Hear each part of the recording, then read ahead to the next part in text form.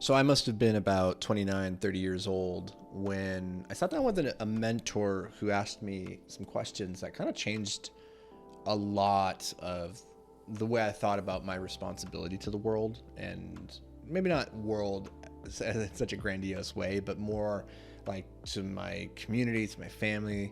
And up to this point, like just to kind of lay the groundwork a little bit, I'd had my first taste of success. Like at this point, we had built I would say, a fairly successful window washing company, and we were making good money, good cash flow, and it was far more than I had ever made ever in my life. Like, in fact, if you were probably to take all the money I had ever made over the previous decade up to that point, it was more than all of it combined.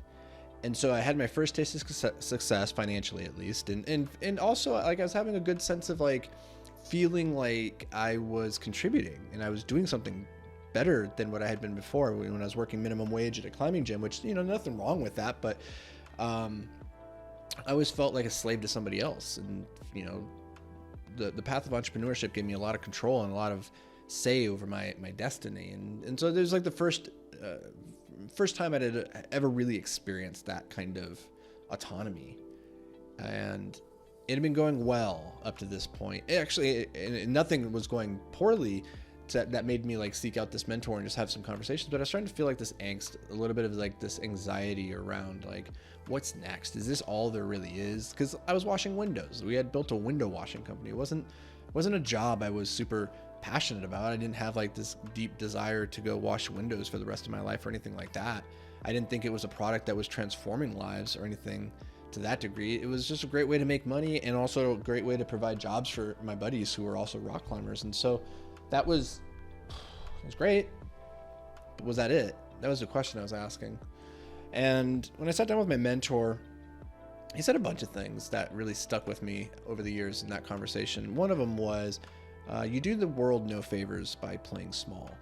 And I thought, that's a very interesting concept. And it wouldn't be for another couple of years until it really started to sink in that I think there is almost this moral imperative that we have to try and do better and improve the world for maybe not so much for the generations to come, but for the people who are here, at least like out of gratitude for the people who came before, who made this thing, you know, livable and doable for us.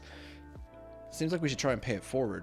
And I don't believe in necessarily any kind of like existential judgment or reward or anything like that that's driving these. I think it's just kind of the people, you know, our ancestors, they did things and they survived. And a lot of their motivations were just derived towards, I don't want to die. But a fair amount of it too was also just trying to improve the world. And we are the byproduct of that. We get to, you know, live in this nice air conditioned, nice heated apartment in a major city, just a couple blocks away from a grocery store. And like, I get to stand on the shoulder of giants. And so when my mentor is asking, or at least saying like, you do the world no favors by playing small, it made me just realize like we have this capacity to play bigger, and we owe it to ourselves and we owe it to the people around us to play up to that capacity.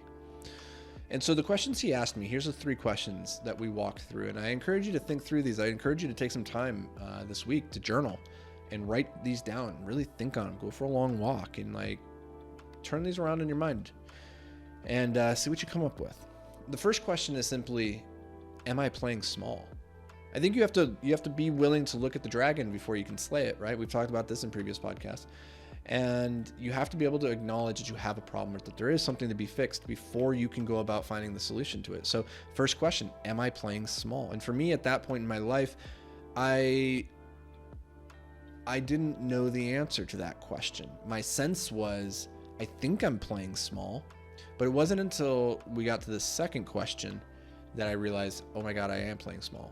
The second question is this: what's it look like to play big? And for whatever reason, I struggled initially to answer the first question, but as soon as I started to ask myself, what's it look like to play big? The whole story transformed overnight, because now I could future cast exactly what it would look like to be my best, greatest self. I could imagine it so clearly. I could see the things he could do, what he was capable of the contributions he had made. I could see that. And then I could recognize the gap between who I was and that man. And I wanted to close that gap. And so then it led to the third question, which is, what would have to change? So am I playing small? What's it look like to play big? And then what would have to change? And just going through this thought exercise was very, very powerful for me as I started to realize, okay, that vehicle isn't the thing that's going to get me from where I am to who I know I could be. You know, the window washing had been great, but it wasn't the thing that was ultimately going to help me tap into my greatness. And so this became very clear. I needed to walk away from that, and I needed to find the next thing so that I could continue to level up and continue to grow and, you know, play big, so that I don't get to the end of the road and feel like I left something on the table, like I didn't squeeze every ounce of potential out of myself as I could. And for whatever reason, those three questions just like have stuck with me all these years. There's a lot of power in just sitting down and reflecting. Am I playing small? What would it look like to play big? And what would have to change for that to happen? Go through that exercise, spend some time with it, and see what you might come up with. I think you'll be surprised. So, and I hope you walk away from this feeling empowered and encouraged to go and pursue your biggest, best, awesomest self, because, hey, you know, the rising tide lifts all boats, and when we all do good, we all do good. And so I'm rooting for you so that we all can collaboratively make this world just a little bit better place. And that's going to do it for me, guys and gals. I appreciate you as always for being here. I'll catch you in the next episode. Bye.